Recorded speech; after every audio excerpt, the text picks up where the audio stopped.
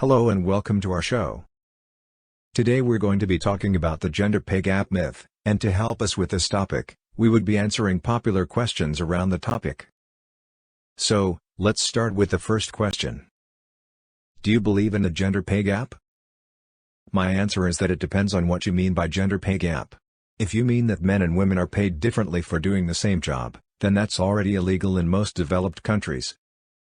If you mean that men and women, on average, earn different amounts of money, then that's a fact.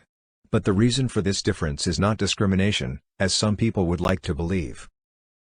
Some might ask, well, what is the reason for the difference then? The reason for the difference is that men and women tend to make different choices in their careers and life in general. Men are more likely to choose jobs that pay more but are also more dangerous or demanding, such as mining, construction, or working in the military.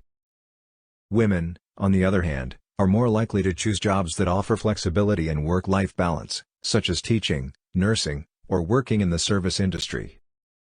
Most men are fascinated with things while women people. But some people argue that women are forced to make those choices because of societal pressures or discrimination. Well, my say to that is, I think that's a myth. Women are free to choose whatever career they want, and there are no laws or societal pressures that prevent them from doing so. If women are choosing jobs that pay less, it's because they value other things more than money, such as spending time with their families or pursuing other interests. And that's perfectly fine. We should celebrate people's freedom to make their own choices instead of trying to force everyone to be the same. Speaking to myself, I might say that's an interesting perspective.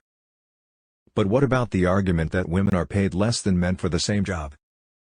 As I said before, that's already illegal in most developed countries. If there is evidence of such discrimination, then women should take legal action and fight for their rights.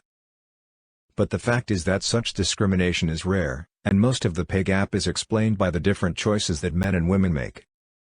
So, what can we do to close the gender pay gap? I think the best thing we can do is to create a society that values freedom and individual choice. We should encourage young people, both men and women, to pursue whatever career they want and support them in their choices.